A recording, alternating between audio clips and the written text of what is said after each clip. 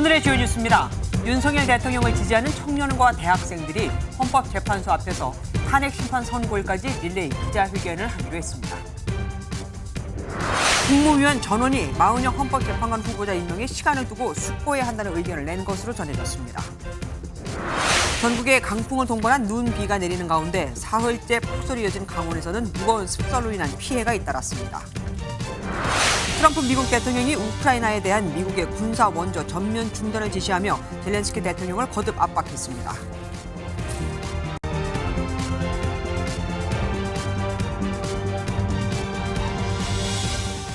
윤석열 대통령의 탄핵 심판 선고를 앞두고 심판정 밖에선 연일 여론전이 거세지고 있습니다. 궂은 날씨에도 불구하고 오늘 헌법재판소 앞에선 불과 100여 미터를 사이에 두고 탄핵을 반대하는 목소리와 탄핵을 촉구하는 목소리가 동시에 터져 나왔죠. 탄핵 반대 측은 선고가 나오는 날까지 필리버스터 형태의 릴레이 기자회견을 무제한으로 이어갈 계획입니다. 저 소식 박혜빈 기자가 보도합니다. 20대, 30대 청년들이 눈발을 맞으며 헌법재판소 앞에 모여 자리를 잡습니다. 손팻말에는 청년들이 일어섰다, 이념재판 중단하라는 문구가 적혀 있습니다. 영장 쇼핑, 사기 탄핵, 졸속 재판, 헌재는 각성하라! 윤석열 대통령 지지 모임인 국민변호인단이 탄핵 반대를 주장하며 오늘 헌법재판소 앞에서 필리버스터 형식의 기자회견을 열었습니다. 이들은 탄핵 심판 선고가 나는 날까지 매일 헌법재판소 앞에 모여 릴레이 기자회견을 무제한으로 이어갈 계획입니다.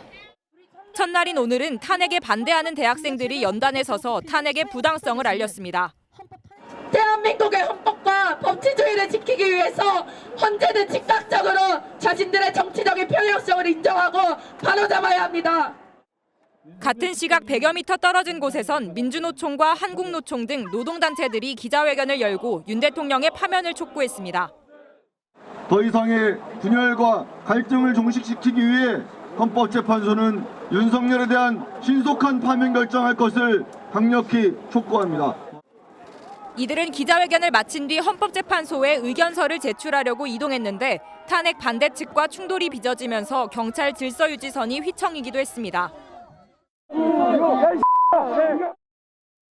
윤 대통령 탄핵 심판 선고가 이르면 다음 주 중에 나올 것으로 예상되는 가운데 헌법재판소 앞의 긴장감은 한층 고조되고 있습니다. MBN 뉴스 박혜빈입니다. 3.1절 대규모 집회도 그렇고 앞서 보신 오늘 헌법재판소 앞에서의 탄핵 찬반 맞불 집회도 그렇고 언제든 물리적 충돌이 생길 수 있다는 우려에 경찰이 준비를 단단히 하고 있습니다.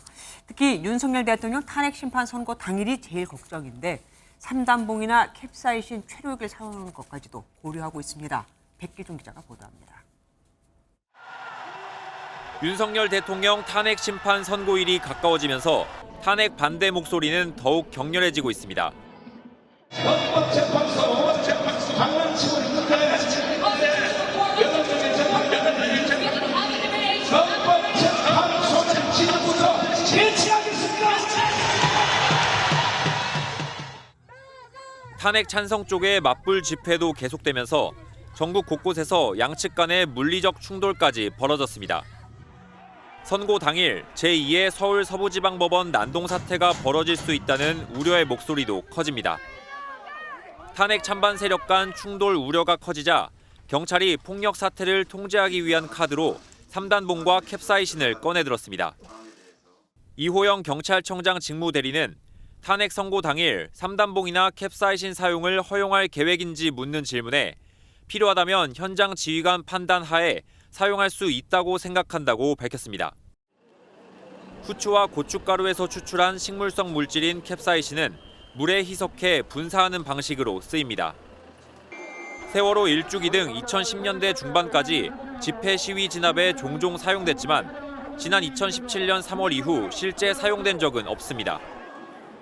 지난 2023년 경찰이 민주노총 집회 강경 진압을 예고하며 현장에 투입됐지만 사용되진 않았습니다. 그만큼 탄핵 선고 당일 상황을 심각하게 본다는 건데 경찰은 분신 자살이나 헌법재판소 침입 등에 대비해 형사 10명에서 20명 단위의 대기조도 만들겠다는 방침입니다. 경찰은 인력 동원에 한계가 있으면 가용 경력을 100%까지 동원할 수 있는 가포 비상 발령도 적극 검토하겠다고 밝혔습니다. MBN 뉴스 백길종입니다. 윤석열 대통령의 탄핵 심판 마지막 변론이 종결된 지 어느덧 일주일이 지났죠. 헌재는 매일 재판관 평일을 열고 있는데 이르면 이번 주에 선고 날짜를 공지할 가능성도 있습니다. 앞서 현직 대통령 탄핵 심판이 모두 금요일에 선고됐던 만큼 그대로 따른다면 선고 날짜는 이르면 7일이나 14일이 유력합니다. 박기영 기자가 보도합니다. 지난달 25일 윤석열 대통령의 탄핵 심판 최종 변론 이후 헌법재판소 재판관들은 수시로 평일을 열고 핵심 쟁점에 대한 논의를 이어가고 있습니다.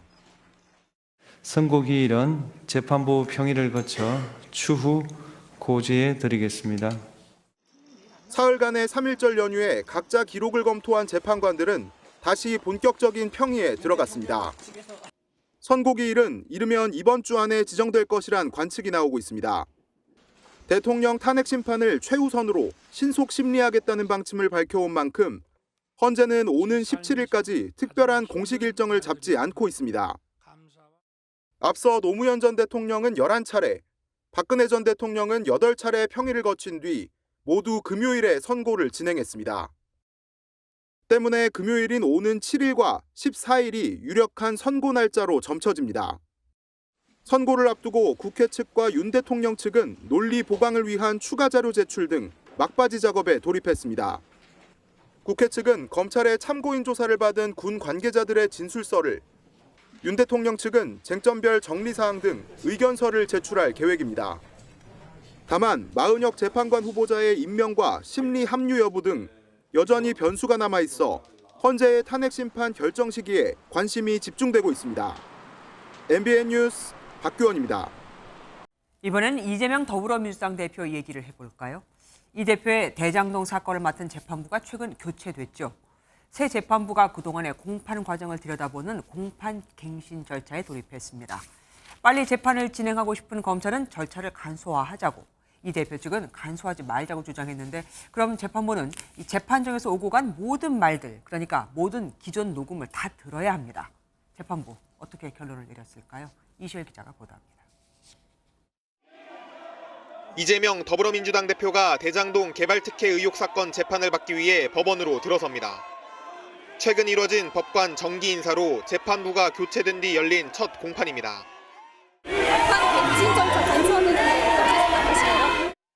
담당 법관이 바뀐 만큼 공판 갱신 절차가 진행됐는데 양측은 절차 간소화를 두고 입장차를 보였습니다. 대법원이 최근 개정한 형사소송 규칙에 따르면 그동안 진행된 재판 녹음 파일을 모두 재생해 듣지 않더라도 녹취서를 조사하는 등 간이 방식으로 갱신할 수 있습니다. 재판 지연을 막기 위한 취지입니다. 검찰 측은 절차 간소화에 동의했지만 이 대표 측은 원활한 심리를 위해 재판부에서 사건을 충분히 숙지하는 게 필요하다며 동의하지 않았습니다. 공동 피고인인 정진상 전 실장 측도 신문이 이뤄진 주요 증인들에 대해서는 녹음을 들을 필요가 있지 않겠냐는 의견을 제시했습니다. 재판부는 개정된 규칙에 따라 녹음을 듣는 대신 녹취록을 확인하는 방식으로 증거 조사를 하겠다고 밝혔습니다. 녹음을 법정에서 전부 다 듣는 방식이 아니라 녹취록 확인 방식을 택한 만큼 재판에는 좀 더 속도가 붙을 것으로 보입니다. MBN 뉴스 이시열입니다. 법조팀 현조 기자와 형사재판 갱신 절차 간소화에 대해서 좀 더 얘기 나눠보겠습니다. 어서 오십시오. 우선 지난달 28일 개정된 형사소송 규칙, 이재명 대표 재판에 바로 지금 적용이 된 겁니다. 그러면 재판이 좀 더 빨리 진행이 될 수 있는 겁니까? 네, 그 새 규칙이 적용되면서 재판 지연 문제가 상당 부분 줄어들 것으로 보입니다. 네. 개정된 형사소송 규칙 내용을 살펴보면 재판 중간에 판사가 바뀔 경우 앞서 공판에서 나온 내용을 녹취서 열람이나 양 당사자에게 고지하는 방식으로 간단하게 갱신을 할 수 있도록 했습니다. 예전에는 앞선 공판의 녹음 파일을 모두 재생해서 그걸 다 들었어야 됐는데 그만큼 시간이 많이 걸렸겠죠. 네. 사법농단 사태로 재판을 받았던 양승태 전 대법원장도 지난 2021년 재판부가 교체되면서 갱신 절차를 밟는 데만 7개월이 걸렸습니다. 어휴. 이런 재판 지연을 막기 위해서 갱신 절차를 간소화한 것이기 때문에 당연히 이재명 대표의 대장동 개발 비리 사건 같은 재판들도 아무래도 더 속도를 낼 수 있게 됐다고 봐야겠습니다. 네. 대북 송금 의혹 사건을 맡은 수원지법 재판부도 바뀌었는데 역시 새 규칙을 적용해 재판 기간이 크게 단축될 것으로 보입니다. 그러면은 형사 재판이 아닌 탄핵 심판, 그러니까 윤석열 대통령 탄핵 심판에도 영향을 미칠까요? 상황을 가정해야 하긴 하지만 영향을 받을 수도 있습니다. 탄핵 심판은 헌법재판 성질에 반하지 않는 한에서 형사소송에 관한 법령을 준용하도록 돼 있습니다. 만약 마은혁 헌법재판관 후보자에 대한 임명이 이뤄지고 윤 대통령 탄핵 심판에도 참여를 하기로 한다면 갱신 절차를 거쳐야 합니다. 원래라면 변론을 다시 시작해서 앞서 11차례의 변론 내용을 다시 다 들었어야 됐을 텐데 헌재가 개정 규칙을 따른다고 한다면 이 시간이 크게 단축될 것으로 보입니다. 예. 그런데 그동안 윤 대통령 측에서는 이 탄핵 심판 절차를 두고 계속해서 문제를 삼아왔잖아요. 그러면 이 간소화 규칙을 적용하면 또 그렇게 반발을 할 수도 있지 않을까요? 네, 충분히 그럴 가능성이 좀 있어 보입니다. 윤 대통령 측은 탄핵 심판 첫 변론이 시작도 되기 전부터 절차적인 문제를 계속 제기해왔죠. 그렇죠. 윤 대통령 측은 마 후보자를 임명하는 것 자체도 반대하고 있습니다. 마 후보자가 재판에 합류하게 되고 헌재가 갱신 절차를 간소하게 진행을 하면 이것도 아마 문제를 삼을 가능성이 큽니다. 개정 규칙을 탄핵 심판에도 그대로 적용할지 말지는 전적으로 헌재의 결정에 달려 있습니다. 네, 현지우 기자 수고하셨습니다. 윤석열 대통령의 탄핵 심판 선고에서 막판 최대 변수는 바로 마은혁 헌법재판관 후보자의 임명 여부입니다. 그런데 그 열쇠를 쥔 최상목 대통령 권한대행은 엿새째 침묵을 이어가고 있죠. 오늘 국무회의에선 어떤 결과가 나왔을까요? 먼저 김세희 기자가 보도합니다. 최상목 권한대행이 국무회의에 앞서 국무위원 간담회를 소집했습니다. 마은혁 헌법재판관 후보자의 임명에 대한 각 부처장관들의 의견을 들어보는 자리였습니다. 간담회는 1시간쯤 진행됐는데 정부 관계자는 숙고해야 할 점이 많다는데 모두 동의했다고 설명했습니다. 헌법재판소의 결정을 존중해 임명해야 할 의무가 있지만 급하게 임명할 것이 아니라 시간을 두고 결정하자는 취지로 해석됩니다. 최 대행은 자신의 입장을 따로 밝히지 않았고 이어진 국무회의에서 국정협의체 복원을 촉구했습니다. 민생과 대한민국의 미래를 위한 돌파구를 마련하고 국민 통합의 시금석을 놓아야 할 곳은 여야 정치권과 정부가 함께하는 국회 정부국정협의회입니다. 마 후보자의 임명 여부에 있어 선고가 임박한 한덕수 국무총리의 탄핵 심판도 변수로 꼽힙니다. 국무위원 간담회에서 이완규 법제처장은 한 총리가 당장 이번 주라도 돌아올 가능성이 있다며 지금 마 후보자를 임명하는 게 맞느냐는 의견을 낸 것으로 전해집니다. 때문에 최 대행이 당분간 마 후보자 임명을 보류할 것이라는 관측에 무게가 실립니다. MBN 뉴스 김세희입니다. 구급 공무원도 이렇게 막 나가면 중징계를 피할 수 없다. 헌법재판관 임명 여부는 민주당의 협박으로 진행될 사안이 아니다. 최상목 권한대행은 이런 여야의 상반된 주장 사이에 끼인 처지가 됐죠. 특히 민주당은 넌지시 탄핵까지도 시사했습니다. 표선우 기자가 보도합니다. 마은혁 임명 절대 반대한다. 반대한다. 박수영 국민의힘 의원의 단식 농성장에 여당 의원들이 모였습니다. 마은혁 헌법재판관 후보자의 임명을 반대하는 농성에 동참하기 위해서입니다. 여당은 인사청문회 단계부터 지속적으로 제기했던 마 후보자의 이념 편향성 논란을 문제 삼았습니다. 판사 시절 국회를 불법 폭력으로 점거한 민노당 보좌진에 대해 상식 밖의 공소기각 결정을 내린 바 있고 6.25 전쟁이 북침이라는 인민노련 창립 멤버이기도.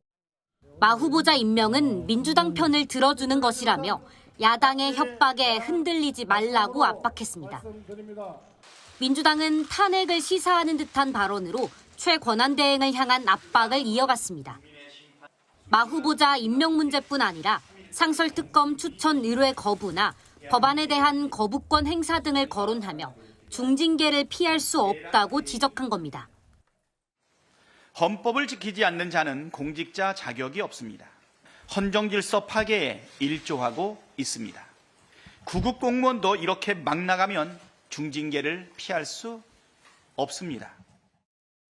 민주당 원내 관계자는 MBN에 여파를 고려해 탄핵을 진지하게 고려하진 않고 있다며 경고 차원이라고 선을 그었습니다.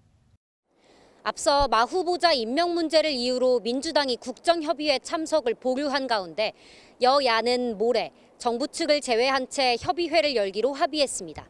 MBN 뉴스 표선우입니다. 마은혁 후보자 임명을 두고 이렇게까지 여야가 기싸움을 하는 이유는 뭘까요? 대통령 탄핵 심판에는 큰 영향을 미치지 않을 것 같은데 말입니다. 국회 출입하는 김지영 기자와 알아보겠습니다. 어서 오십시오.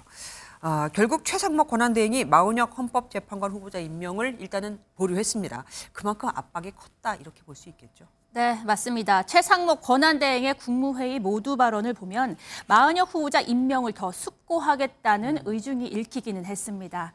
절반가량이 국제 정세에 대응하기 위해 여야가 통합하고 협조해달라는 당부였습니다. 네. 한덕수 총리의 복귀 가능성, 여당의 강한 반대, 탄핵 심판 영향 등 정치적 파장이 큰 마 후보자 임명 책임을 최 대행이 온전히 떠안기는 어려웠다는 관측입니다. 마 후보자 임명을 두고 국정협의회가 결국 파행을 빚었잖아요. 그래서 오늘 국회의장 주재로 여야 원내대표가 만났습니다.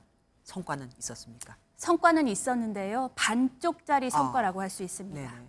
여당은 마 후보자 임명과 별개로 민생을 논의하자, 민주당은 마 후보자 임명이 먼저다라는 기존 주장을 되풀이했는데 결국 최 대행을 뺀, 즉 정부를 뺀 여야 협의회에 합의했습니다. 의장께서는 그러면은 그때 그렇다고 해갖고 민생을 다 팽개쳐 놓을 수는 없지 않겠느냐라고 말씀하셔서 그러면 일단 여야가 만나서 협의를 해보자. 헌법을 인정하지 않고 무시하는 최상목 권한대행과 같이 협상 테이블에 앉는다라는 것은 안 맞다라는 부분은 저희 민주당이 계속 얘기를 했고요. 예, 그런데 마 후보자 임명을 놓고 왜 이렇게 여야가 싸우고 있는 겁니까? 네, 여야 속내가 조금 다릅니다. 여당은 그동안 헌재 탄핵 심판의 편향성과 불공정성을 부각해온 것과 같은 맥락인데요. 오늘도 원내대책회의에서 헌재의 편향성을 지적하는 발언이 쏟아졌습니다. 재판관의 사상과 이념에 따라 결론을 이미 내려놓고 재판을 진행하고 있는 것은 아닌지 합리적 의심을 하게 만들고 있습니다. 당내 의원들을 취재해보니 민주당이 탄핵 기각을 막기 위해 확실한 우군인 마 후보자 임명을 압박하고 있다는 의견이 많았습니다. 네. 또 국민의힘은 탄핵 인용이든 기각이든 헌재 결정에 따르겠다고 이미 밝혔죠. 네. 하지만 이와 별개로 지지층을 결집해 선고 후에도 전국 주도권을 확보하려 한다는 분석입니다. 그러면은 민주당은 탄핵이 인용되게 하기 위해서 이렇게 지금 주장하고 있는 겁니까? 네, 민주당은 또 이 국민의힘과는 반대로요. 네. 헌재 이 탄핵 심판의 정당성을 부각하기 위해 마 후보자 임명을 주장한다고 볼 수 있습니다. 네. 헌법재판소의 판결을 정부가 대놓고 무시하는 초유의 상태가 지금 지속되고 있는 것입니다.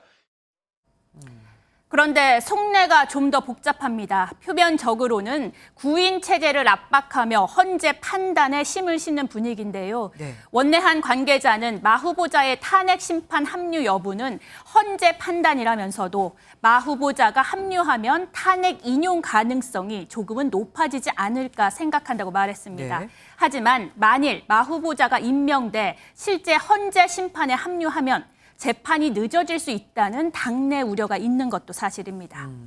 여야가 헌법재판관 임명까지 정쟁 도구로 삼고 있는 겁니다. 지금까지 김지영 기자와 함께했습니다. 그런데 연일 우클릭 행보로 주목을 받는 이재명 더불어민주당 대표가 이젠 이재용 삼성전자 회장을 만납니다. 시기적으로 윤 대통령 탄핵 심판 직후가 될 수 있는 만큼 사실상 대선 행보라는 해석이 나오는데 이번 만남을 통해 반도체 특별법의 주 52시간 예외 조항에 대해서 이 대표가 전향적인 입장을 내놓을지도 관심입니다. 장가희 기자가 보도합니다. 이재명 민주당 대표가 오는 20일 이재용 삼성전자 회장과 만납니다. 소프트웨어 인재 육성을 위한 삼성의 대표 사회 공헌 프로그램을 둘러보고 청년들의 사회 진출 방안을 논의하기 위해서입니다. 앞서 실용주의를 내세우며 성장의 방점을 찍어온 이 대표가 신기업은 물론 청년층을 겨냥한 행보에 나섰다는 분석입니다.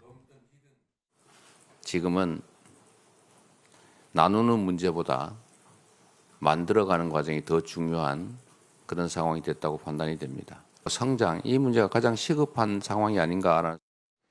이르면 다음 주 헌법재판소에 윤석열 대통령 탄핵 심판 선고가 나올 수 있는 상황에서 이 대표의 대선 행보가 본격화했다는 해석도 나옵니다. 이번 회동에서는 반도체 특별법도 논의될 전망입니다. 이 대표는 최근 반도체 분야의 주 52시간 근무제 예외 적용과 관련해 전향적인 태도를 보이다 노동계는 물론 당내 반발에 부딪힌 바 있습니다. 민주당 관계자는 반도체 수출에 중추적인 역할을 하는 삼성전자와 반도체 특별법 관련 논의 가능성이 열려 있다고 설명했습니다. 이 대표 측은 이 회장뿐 아니라 다른 재계 관계자들과의 회동도 이어간다는 계획입니다. MBN 뉴스 장가입니다. 국민의힘 내에선 조기 대선 언급을 금기시하고 있지만 이재명 대표는 저렇게 활발히 대선 행보를 보이고 있는데 가만히 있을 수만은 없죠. 여권 잠룡들의 움직임도 분주해지고 있습니다. 오세훈 서울시장은 이명박 전 대통령을 만났고 안철수 의원은 박형준 부산시장을 만날 계획입니다. 여권 잠룡들의 소식은 최돈희 기자가 전합니다. 트럼프 미 대통령의 이른바 마가를 연상케 하는 코가를 슬로건으로 내놓은 오세훈 서울시장. 세제개혁과 규제 완화를 국가발전 전략으로 하는 경제구상을 발표했습니다.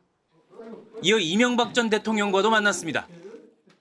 규제개혁, 규제혁파 이런 걸 주제로 일단 계속 지금 하고 있거든요. 그거에 대한 비전을 오늘 발표했습니다. 지금 때맞춰 제목을 그렇게 잘 썼어. 고상한 제목을 이상하게 쓴 것보다 지금 이 시점에 가장 필요한 게 성장이잖아요. 김문수 고용노동부 장관과 홍준표 대구시장에 이어 대권 후보로는 세 번째 예방인데 당내 입지를 다지려는 의도로 보입니다. 또 다른 국민의힘 차기 대권 후보 안철수 의원은 고향인 부산을 찾습니다. 박형준 부산시장 접견, 2030 소통 자리 등을 통해 PK를 기반으로 한 민심 잡기에 주력할 것으로 보입니다. 두 달여 만에 정계 복귀한 한동훈 전 대표도 조기 대선 가능성 속에 보폭을 넓히고 있습니다. 지난 주말 공연 관람에 이어 북콘서트와 대학생 시국 포럼 등을 통해 지지층과의 접촉면을 늘릴 계획입니다. 지지층 결집에 주력하고 있는 홍준표 대구시장 역시 SNS를 통해 책 출간 소식을 알리며 존재감을 부각하고 있습니다.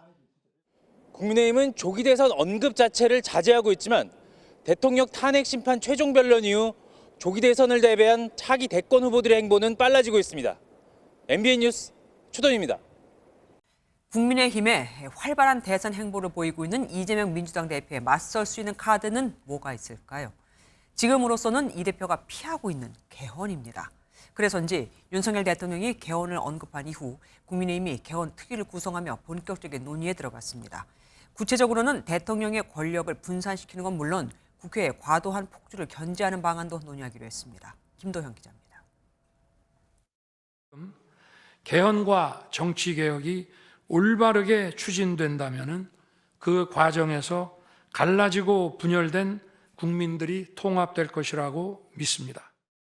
윤석열 대통령의 최후 변론 이후 국민의힘이 개헌 특위를 띄우고 첫 회의를 열었습니다. 특위는 가장 먼저 권력 구조부터 손봐야 한다는 점에 의견을 모았습니다.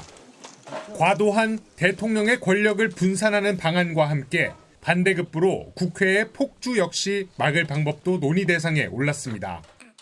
이번처럼 탄핵을 남발하고 그다음에 입법 폭주할 경우에 대한 견제 장치로 뭐를 둘 것이냐.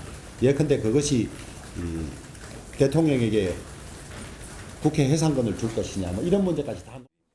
이재명 더불어민주당 대표가 개헌에 미온적인 태도를 보이는 점도 강하게 비판했습니다. 개헌 특위는 이 대표가 개인적인 이익 때문에 개헌에 응하지 않는다고 주장하며 논의에 동참하라고 촉구했습니다. 여권 잠룡들도 개헌의 필요성에 공감한 바 있습니다. 오세훈 서울시장과 한동훈 전 대표, 유승민 전 의원은 임기 단축 개헌이 필요하다는 의견을 내놓았습니다. 국민의힘은 개헌안이 마련되면 야당 설득과 함께 국회에 개헌 청원을 제출하는 방안도 검토할 계획입니다. MBN 뉴스 김도형입니다. 야당 정치 원로들도 이구동성으로 개헌 필요성을 강조했습니다. 야권 잠룡으로 꼽히는 김부겸, 이낙연 두 전직 총리를 포함한 전직 국회의장들과 총리들이 한자리에 모여서 말이죠. 하지만 개헌 논의의 키를 쥔 이재명 대표는 내란 수습이 우선이라는 기존 입장을 고수하고 있습니다. 이기옥 기자입니다. 전직 국무총리와 국회의장 등 정치 원로들이 한자리에 모였습니다. 개헌 필요성을 논의하기 위해서인데 김부겸, 이낙연 전 국무총리 등 야권 잠룡들도 함께했습니다. 김 전 총리는 정치 권력이 막상 대통령에 취임만 하면 개헌을 미뤘다고 비판하며 개헌은 물론 선거제 개편 필요성까지 제시했습니다. 분권형 대통령제냐 혹은 내각 책임제냐 하는 것은 뭐 토론을 해보셔야 되겠지만 적어도 이 공동체가 여기에서 더 앞으로 나가려면 개헌을 할 수밖에 없다. 이낙연 전 총리는 개헌 논의에 거리를 두는 이재명 민주당 대표를 향해 사회적 분열 상황에서 제왕적 권력을 갖는 게 행복한 결말을 가져다 주겠느냐고 물었습니다. 민주당의 어떤 분만 개헌에 소극적이고 나머지는 전부 개헌하자고 하는데 그 어떤 분이 n분의 1이 아니잖아요. 이와 관련해 이재명 대표 측은 MBN에 지금은 내란 수습에 집중하고 개헌 논의는 별도의 시간이 있다는 기존 입장을 전했습니다. 다른 비명계 주자들 역시 개헌 논의 필요성을 꾸준히 제기하고 있지만 이 대표가 사실상 거부하고 있는 상황이어서 당장 논의에 탄력이 붙긴 어려울 거란 관측이 나옵니다. MBN 뉴스 이교욱입니다.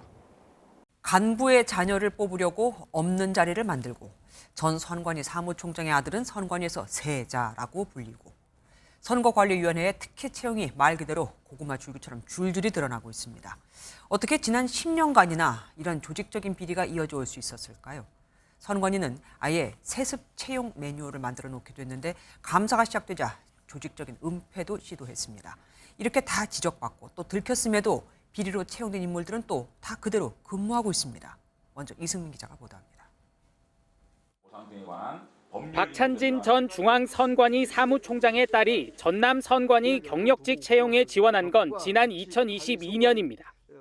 전남 선관위는 면접위원들에게 점수란을 비워둔 평가표를 내게 한 뒤 박 전 총장의 딸을 포함한 내정자가 합격하도록 나중에 점수를 써 넣었습니다. 고향이 광주인 박 전 총장은 광주 선관위 관리과장을 지냈습니다. 전남 선관위 직원들은 이런 수법을 서류 전형과 면접 팁이라는 파일로 만들어 공유했습니다.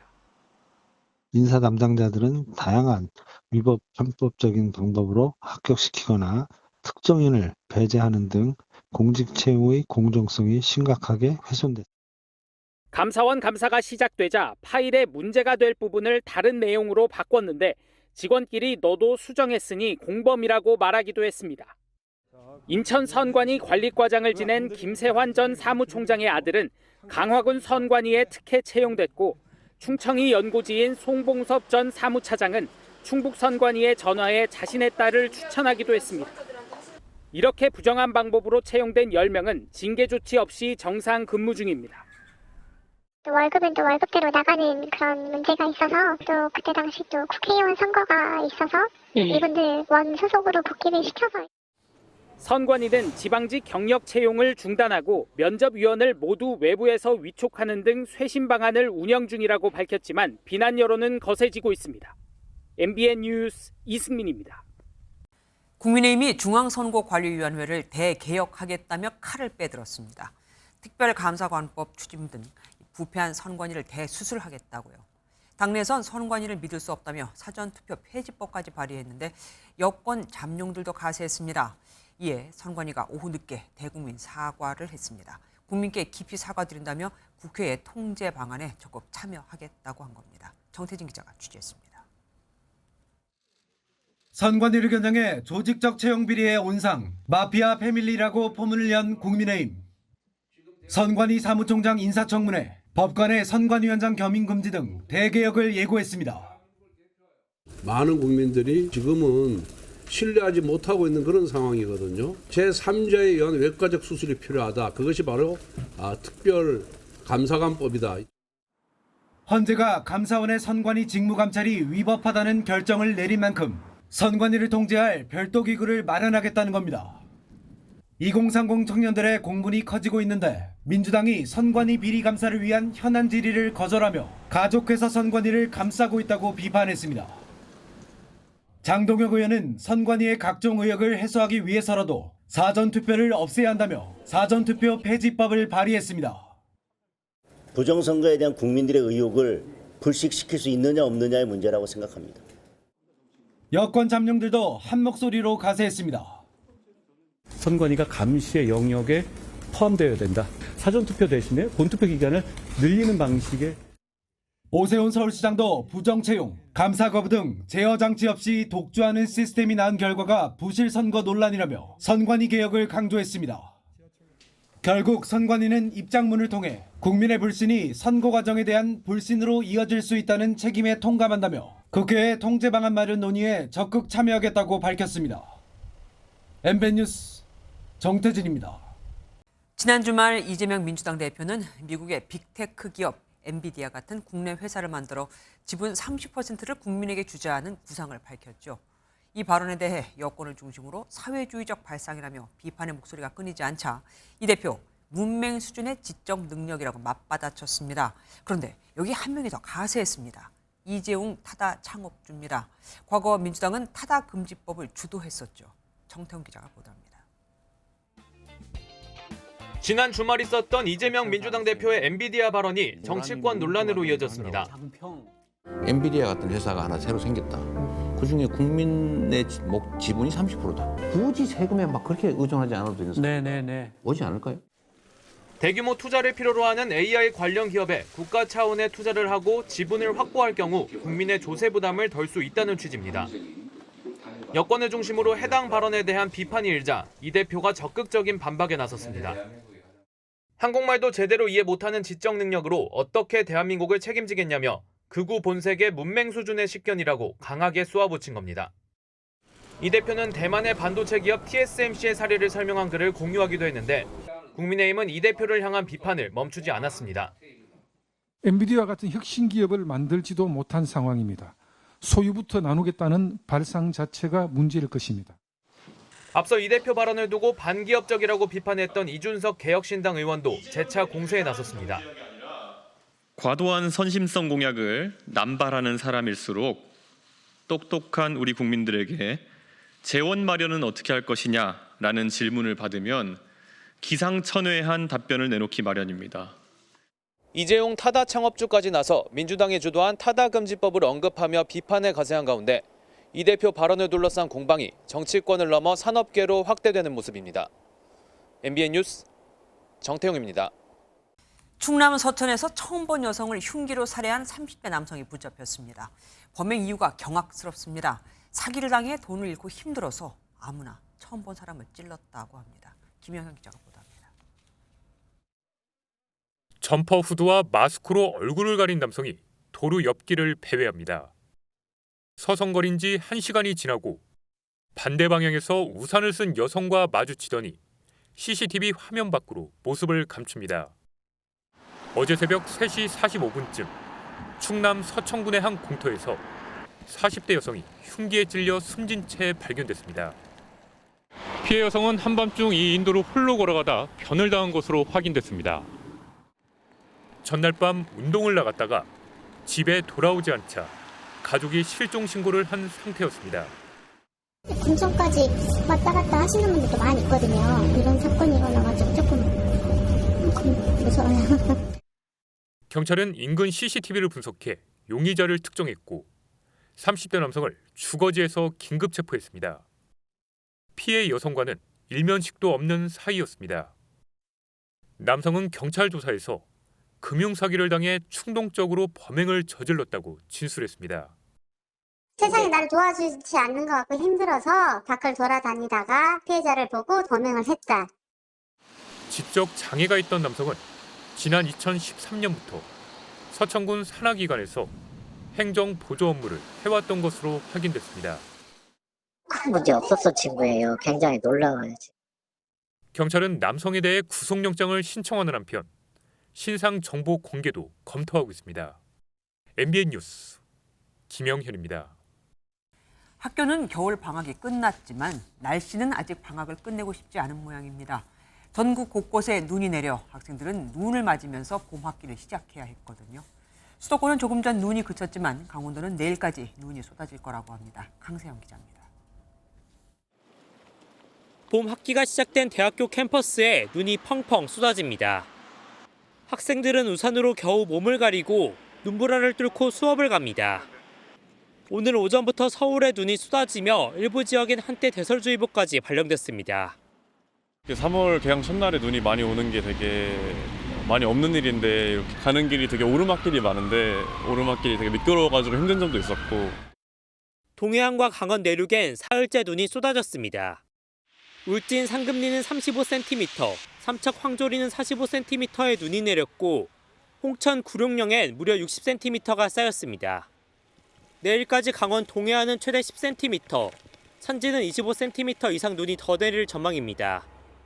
강원 산지와 동해안을 중심으로 비 또는 눈이 오겠고 특히 고도가 높은 강원 산지에 5일 아침까지 시간당 3cm 이상의 매우 강한 눈이 내리겠으니 수도권은 눈이 잦아들었지만 도로가 젖은 상태로 내일 아침 기온이 0도 안팎까지 떨어집니다. 보시는 것처럼 눈이 펑펑 쏟아지며 도로는 축축하게 젖고 무릉덩이까지 생겼습니다. 해가 지고 기온이 떨어지면 빙판길이 생길 수 있는 상태입니다. 특히 다리나 고가도로에 살얼음이 잘 생기기 때문에 이곳을 지날 땐 속도를 줄여야 합니다. MBN 뉴스 강세환입니다. 그런데 눈 폭탄이 쏟아진 강원 지역에선 무거운 습설로 인해 피해가 잇따랐습니다. 초속 20m의 강한 바람이 이틀째 불어닥친 제주와 부산에선 가로등이 쓰러지고 배가 뒤집히는 등 강풍 피해도 속출했습니다. 장진철 기자가 보도합니다. 인삼밭 한쪽이 폭격을 맞은 듯 폭삭 주저앉았습니다. 이틀 동안 내린 눈은 10cm 정도. 물을 머금은 습설에 무게를 견디지 못한 겁니다. 400칸 정도, 400~500칸 정도 이제 피해를 입은 것 같은데 피해본 면적은 수확을 이제 포기해야 하는 이제 그런 상태까지 가죠 이제. 도심 도로와는 달리 산에는 아직 많은 눈이 있습니다. 나무는 눈 무게를 이기지 못하고 이처럼 휘어져 있습니다. 수령이 500년이 넘은 경북 문경 봉생정 앞 아름드리 소나무도 폭설을 견디지 못하고 부러졌습니다. 눈으로 뒤덮인 퇴백 지역은 초중학교 5곳이 개학을 하루 미뤘습니다. 어제 갑자기 오후 3시쯤에 휴교한다는 문자를 받아가지고 저희도 맞벌이다 보니까 봐줄 수 있는 사람을 급하게 찾았어요. 강원과 경북, 충북에는 비닐하우스 등 모두 10여 건의 피해가 접수됐습니다.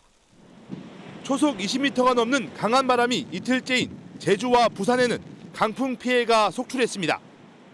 제주에서는 가로등이 쓰러지고 배가 뒤집히는 등 이틀간 50건이 넘는 피해가 났습니다. 부산에서도 오피스텔 외벽이 뜯겨나가고 간판이 떨어지고 가로수와 심지어 전신주까지 넘어졌습니다. MBN 뉴스 장진철입니다. 대부분의 의대가 오늘 개강했지만 학생들 돌아올 결심을 하는 건 쉽지 않습니다. 특히 신입생들은 의대 증원을 알고 입학을 했고 의대 증원의 혜택도 어느 정도 본 만큼 휴학을 할 명분이 없지만 복학생을 마치 죄인 취급하며 수업 거부를 강요하는 분위기 탓입니다. 어렵사리 돌아온 학생들의 속마음은 어땠을까요? 안병수 기자가 취재했습니다. 서울의 한 의과대학 2교시 개강 수업이 끝났는데 강의실을 나서는 학생은 한 손에 꼽습니다. 의대 증원 항의 표시로 휴학을 강제하는 분위기가 이어져 수강생이 거의 없기 때문입니다. 어렵게 돌아온 복학생도 목소리를 내기 조심스럽습니다. 이 복학하신 심정에 대해서 짧게만 한번 여쭤보고 싶어서. 우리가 언론에 개인적으로 그거 하는 게 문제가. 하지만 학교 밖에서 더 이상 떼를 써선 안 된다는 게 실제 속마음이었습니다. 저는 당연히 올해는 돌아야 된다고 생각을 했고 아니 복학해야 되는데 떼쓰는 게 좋다. 초유의 수업 거부로 1학년만 7,500명이 누적돼 학사 일정을 더 미뤄선 안 된다는 겁니다. 24학번이 25학번이 둘 다 정체가 되어 있는 걸 학생회와 학생들이 만들어 놓고 무책임하게 학교가 해결하라 하면서 다시 또 휴학만 지속하는 거예요. 아직 의대생의 복학 신청률은 10%를 밑돌지만 의대 40곳 중 38곳은 개강 연기가 어렵다고 판단해 일제히 문을 열었습니다. 정부는 지난해와 달리 올해는 의대생의 집단 휴학을 인정하지 않을 방침입니다. 교육부 관계자는 올해 휴학 인정은 단언코 없다며 2025학년도 신입생은 증원이 된 것을 알고 입학해 수업 거부 명분이 없다고 강조했습니다. 또 휴학 강요 행위에 엄중 대응하면서 의대생들이 돌아올 경우 실습 공간 확보 등 대책을 마련 중이라고 밝혔습니다. MBN 뉴스 안병수입니다. 이렇게 어렵게 의대에 합격해놓고도 수업에 들어가지 않는 이들이 있는가 하면 배움에 목이 말라 나이도 있고 공부에 매달리는 이들도 있습니다. 수업을 듣기 위해서 강원도 춘천에서 서울 마포구까지 매일 오가면서 말이죠. 제때 학업을 마치지 못한 여성 만학도들 얘기인데 오늘 500명의 입학식이 열렸고 여기엔 70여 년 만에 중학생이 된 82살 입학생도 있었죠. 참 지난해 졸업생 240명은 전원 대학에 다 합격했다고 하네요. 손소민 기자가 만나봤습니다. 흩날리는 눈 속에서 고운 한복을 입은 선배들이 신입생을 맞이합니다. 긴장이 되는지 두 손을 꼭 모으기도 하지만 가족들의 응원을 받으니 얼굴엔 웃음꽃이 가득합니다. 오늘 오전 서울 마포구에서 여성 만학도들을 위한 평생학교의 입학식이 열렸습니다. 중학교에 입학한 82살 정숙자 할머니는 가정 형편이 어려워 7남매가 모두 공부할 수 없었다고 말했습니다. 오빠와 남동생에게 진학을 양보한 지 70여 년 만에 배우지 못한 한을 풀었습니다. 이렇게 좋은 기회에 이 학교에 오게 돼서 너무 기쁘고 정말 좋아요. 열심히 공부하겠습니다. 71살 장주선 할머니는 젊은 시절 남편의 사업 실패로 생계 유지를 위해 카드 회사에 취업했습니다. 대학을 나온 동료에게 번번이 승진이 밀리면서 배우지 못한 것에 한이 맺혔는데 강원도 춘천에서의 통학길도 마다하지 않았습니다. 첫 차 타야 될 것 같아요. 춘천 굴봉산 거기서 타면은 전철로만 2시간. 고등학교 들어왔으니까 대학교 좀 가야 되겠다. 이게 마음을 먹고 있는데.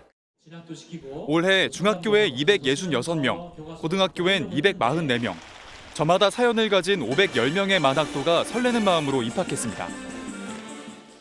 배움의 시기를 잠시 놓쳤던 만학도 어르신들은 꿈을 향해 한 걸음씩 나아가고 있습니다. MBN 뉴스 손성민입니다. 지난 2014년 인천에서 아시안게임이 치러진 지 벌써 10년이 훌쩍 넘었습니다. 그런데 당시 경기장을 짓겠다고 샀다가 경기장을 짓지도 못하고 지금은 버려진 땅이 꽤 있다는 걸 아십니까? 그 당시 피 같은 세금 1,000억 원을 넘게 들여 산 땅이 왜 지금까지도 놀고 있는 걸까요? 노승환 기자가 알아봤습니다. 곳곳에 쓰레기와 잡동사니 더미가 쌓여 있습니다.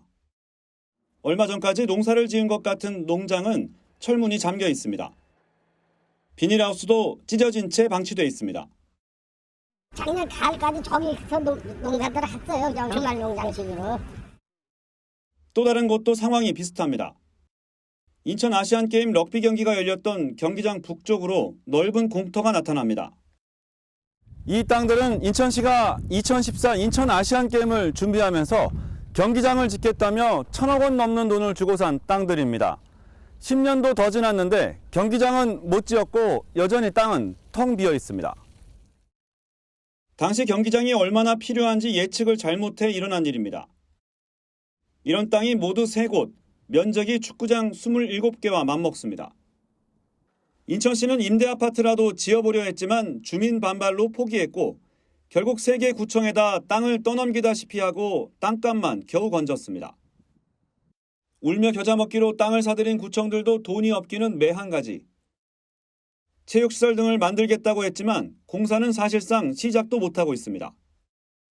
땅이 놀고 있으니 주민들이 임시로 농사를 짓거나 산책로로 일부 쓰일 뿐입니다. 장기적인 플랜을 갖고 움직이는 거고 이제 이거에 대한 어떤 종이라든지 지원이라든지 이런 거는 좀 더 이제 많은 고민이 필요한.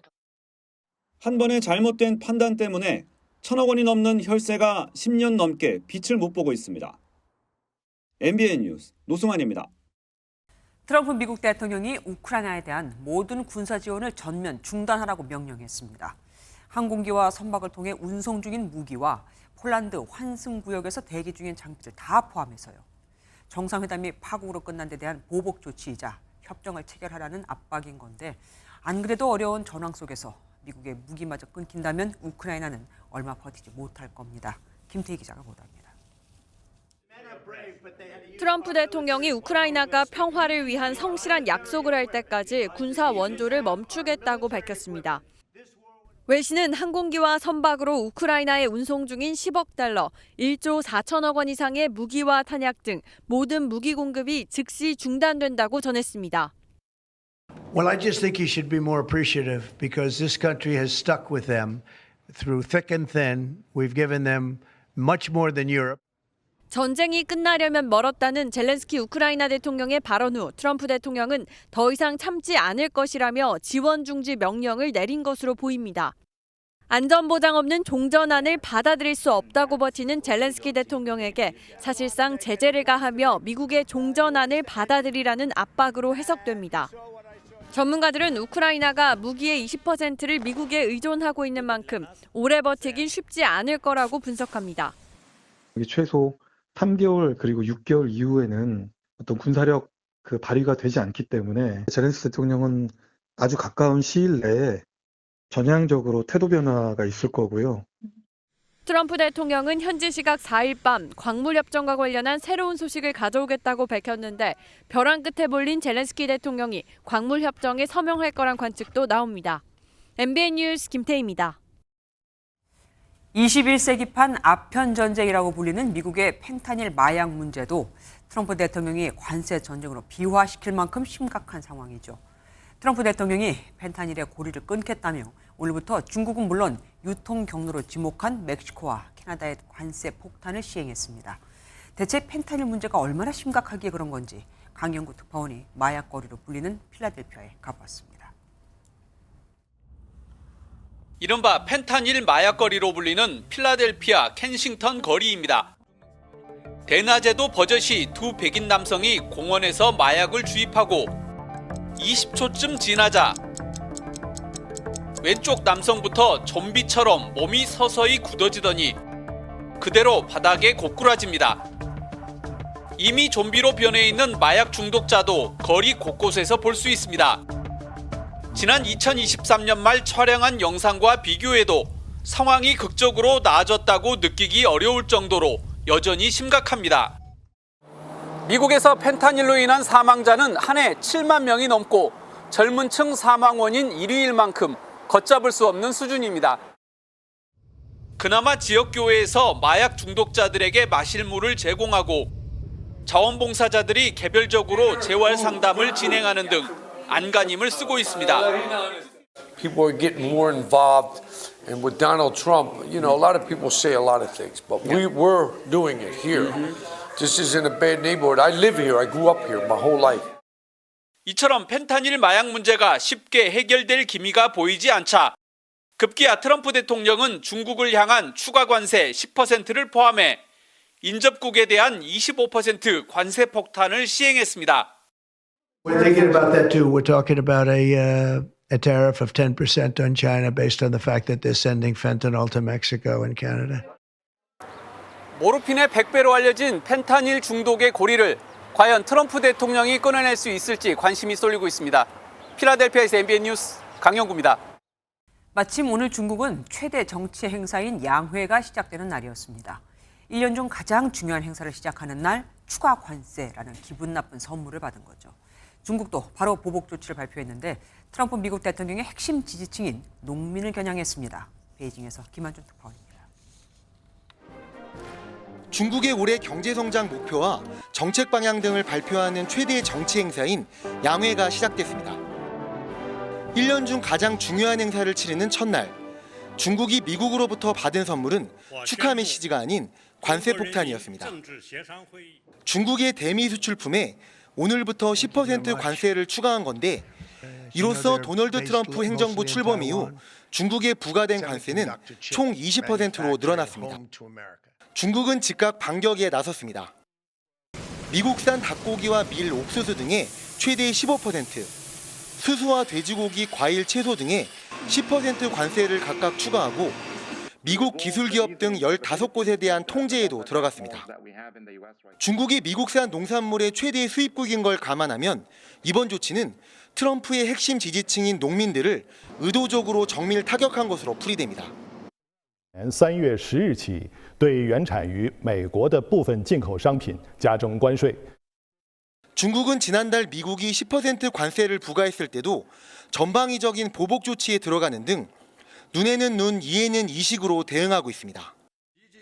중국은 이번 양회에서 미국의 압박 속에서도 5% 성장 목표를 고수할 것으로 보이는데 이를 위해 빅테크 기업들에 대한 지원책과 파격적인 경기 부양책을 함께 내놓을 가능성이 큽니다. 트럼프 당선 이후 다양한 시나리오를 가정하고 준비해온 중국은 그간 마련한 대응책을 이번 양회에서 공개할 것으로 보입니다. 베이징에서 MBN 뉴스 김한준입니다. 지난달엔 버스 사고로 30여 명이 숨지고 사흘 전엔 47명이 버스 사고로 숨진 볼리비아에서 또 버스 사고가 발생해 최소 25명이 숨졌습니다.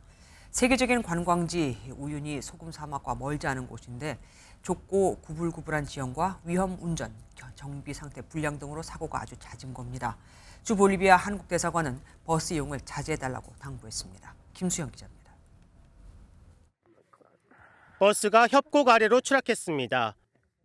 추락한 버스는 형체를 알아볼 수 없을 정도로 부서졌고 구조대가 밧줄을 당기며 인명구조에 한창입니다. 볼리비아 산악도로를 달리던 버스가 SUV 차량과 정면으로 충돌한 뒤 800m 협곡 아래로 추락해 최소 25명이 숨졌습니다. Tercer nivel se está haciendo el rescate de las personas que lastimosamente han perdido la vida. El lugar es de difícil acceso. 지난달 요칼라 마을에서 여객버스가 800m 협곡 아래로 추락하며 30명 넘게 숨졌고 지난 1일엔 우유니 사막 인근 도로를 달리던 버스 2대가 부딪혀 최소 37명의 사망자가 발생했는데 경찰은 운전자의 음주운전으로 추정하고 있습니다. 이번 사고를 포함해 이 지역에서 불과 한 달도 안 돼 버스 사고로 80명 넘게 숨졌습니다. 볼리비아는 남미의 티베트라고 불릴 정도로 평균 해발 고도가 3,650m로 고산지대에 있는데 매년 평균 1,400명 정도 교통사고로 사망할 정도로 악명이 높습니다. 세계적인 관광지인 우유니 사막이 있지만 최악의 도로 여건과 정비 불량, 운전 성향 등이 원인으로 꼽힙니다. 운전기사들이 교통법규를 안 지켜요. 도로가 꾸불꾸불하고 고산 지형인데 대개는 좁아요. 우리처럼 4차선 이렇게 하지 않고 거의 단일 차선이 많이 있거든요. 주 볼리비아 한국대사관은 여행객들에게 가급적 버스 이용을 자제해달라고 당부했습니다. MBN 뉴스 김수영입니다. 오늘부터 대체 거래소 넥스트레이드가 출범하면서 60여 년 만에 주식 거래 플랫폼이 2개로 늘어납니다. 오픈 시간은 오전 8시부터 저녁 8시까지 12시간입니다. 기존의 거래소 주식 거래와 또 어떤 점이 다르고 투자자는 무엇이 좋아지는지 강서영 기자가 알아봤습니다.